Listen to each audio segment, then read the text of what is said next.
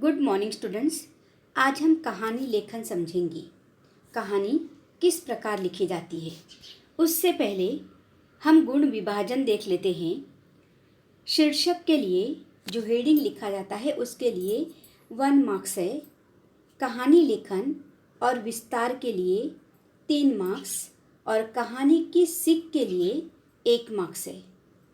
कहानी लेखन का जो विस्तार है उसमें आपकी लिखावट, विराम चिन्ह और व्याकरण, इन सभी दृष्टि से आपको ये 3 मार्क्स मिलने वाले होते हैं। अब हम पहले देखते हैं कहानी मतलब क्या। जीवन की किसी घटना के रोचक वर्णन को कहानी कहा जाता है। कहानी अपनी कल्पना अर्थात इमेजिन करके और सृजनशीलता से रची जाती है या लिखी जाती है। मूल काम के विस्तार के लिए विषय को पात्र, घटना, तर्क संगत विचारों से परिपोषित करना लेखन कौशल है। इसी लेखन कौशल का विकास करना कहानी लेखन का उद्देश्य है। स्टूडेंट्स, आइए देखते हैं कहानी लेखन के प्रकार। कहानी लेखन के 3 प्रकार असंबद्ध शब्दों के आधार पर इसमें 4 या 5 शब्द या वर्ड्स दिए हुए होते हैं और उनके आधार पर हमें कहानी बनाकर लिखनी होती है। दूसरा है मुद्दों के आधार पर अर्थात पॉइंट्स दिए हुए होते हैं और उस पॉइंट्स के आधार पर कहानी लिखी जाती है।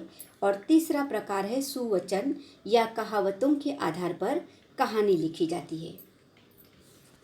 कहानी लिखते समय ध्यान में रखने योग्य जो बातें हैं वह हम समझ लेते हैं। सबसे पहले कहानी की रूपरेखा को अच्छी तरह समझ लेना है। कहानी क्या है उसे ठीक से हमें पहले समझ लेना चाहिए। सेकंड है रूपरेखा का विस्तार। कहानी के प्रत्येक संकेत का क्रम से विस्तार कीजिए।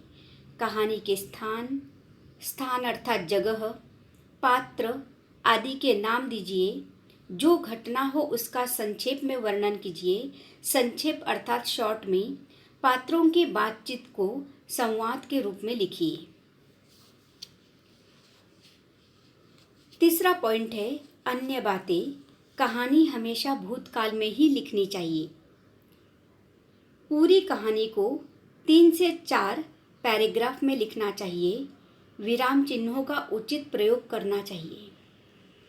4th पॉइंट है कहानी के मुख्य पात्र। कहानी में पात्र का अर्थ होता है किरदार जो निभा रहा है वह व्यक्ति।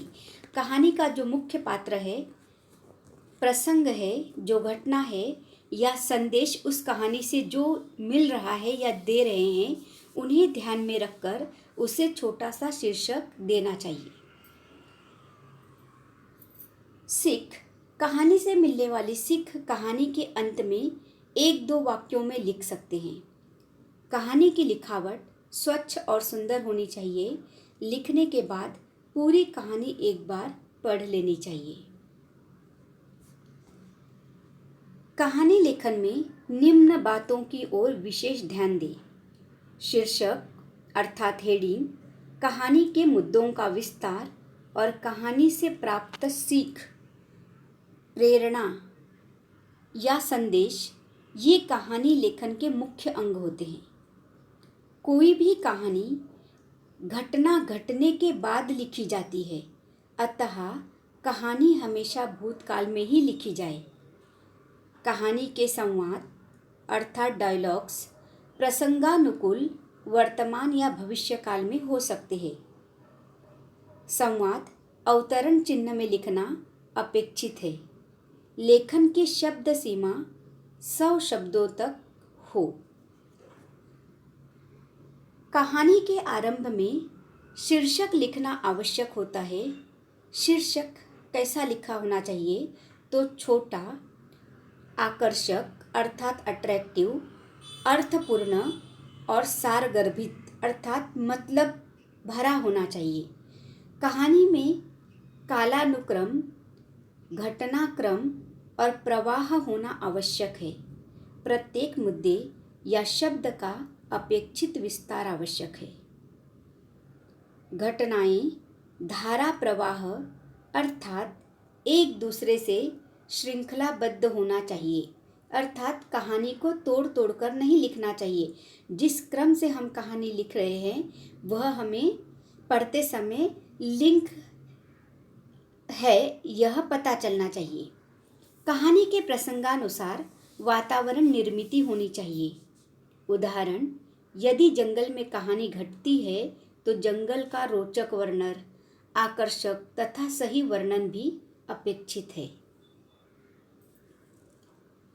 कहानी के मूल कथ्य विषय के अनुसार पात्र अर्थात जो किरदार निभा रहे हैं वे व उनके संवाद अर्थात डायलॉग्स, भाषा पात्रानुसार प्रसंगानुकूल होने चाहिए। प्रत्येक परिसर, क्षेत्र अर्थात विभाग या जगह की भाषा एवं बोली भाषा में भिन्नता विविधता होती है तो इसकी भी जानकारी होनी चाहिए। अर्थात हम कहानी जिस जगह की लिख रहे हैं वहाँ की बोली भाषा थोड़ी बहुत उसमें शामिल होनी चाहिए। अन्य भाषाओं के उद्धरण, सुवचन आदि के प्रयोग से यथासंभव बचे। कहानी लेखन में आवश्यक विराम चिन्हों का प्रयोग करना न भूलें। कहानी लेखन करते समय अनुच्छेद बनाए अर्थात पैराग्राफ बनाए। जहाँ विचार एक घटना समाप्त हो वहाँ परिच्छेद समाप्त करें। कहानी का विस्तार करने के लिए उचित मुहावरे, कहावतें, सुवचन, पर्यायी शब्द आदि का प्रयोग करें। स्टूडेंट्स, यहाँ पर मैंने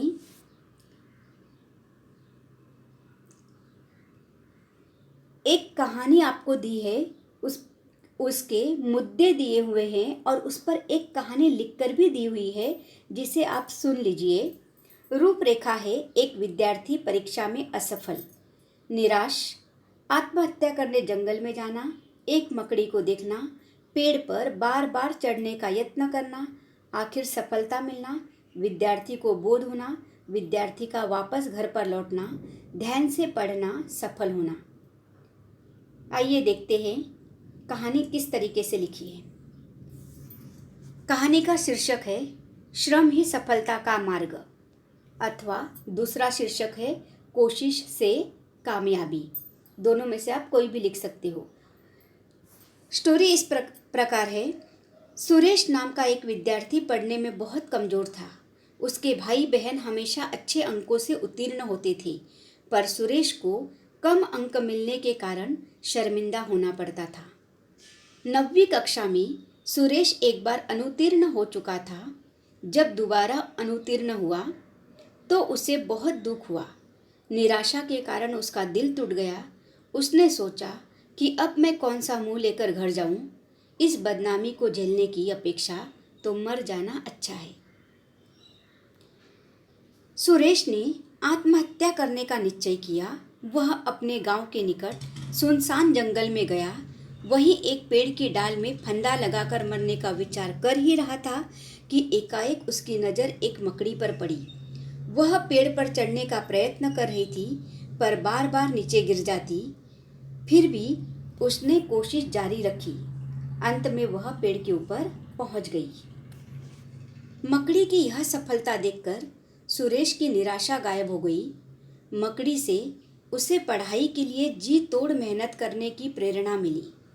उसने सोचा, जब छोटी सी मकड़ी अपने प्रयत्न में सफल हो सकती है तो मैं क्यों नहीं हो सकता। असफलता के कारण मुझे निराश नहीं होना चाहिए। सुरेश घर लौट गया। उस दिन से वह खूब ध्यान लगाकर पढ़ने लगा। इस बार परीक्षा में उसे सुनहरी सफलता मिली।